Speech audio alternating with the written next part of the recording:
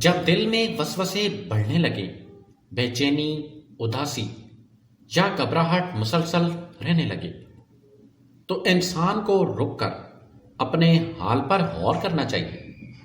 یہ کیفیت اس بات کی علامت ہو سکتی ہے کہ دل اور دماغ کسی دباؤ، گناہ کی عادت یا روحانی کمزوری کا شکار ہو رہے ہیں۔ ایسے وقت میں سب سے پہلے خود کو تنہا اور بے سہارا نہ سمجھیں، کیونکہ اللہ تعالیٰ بندے کے دل کے حال کو سب سے بہتر جانتا ہے۔ وسوسے اکثر شیطان کی طرف سے ہوتے ہیں، جو انسان کو مایوسی، خوف اور منفی خیالات میں الجھا دیتے ہیں۔ اس کا علاج یہ ہے کہ اللہ کی یاد کو مضبوط کیا جائے، کثرت سے اعوذ باللہ من الشیطان الرجیم پڑھیں، استغفار کریں، درود شریف کا اہتمام کریں اور نماز کی پابندی کی کوشش کریں۔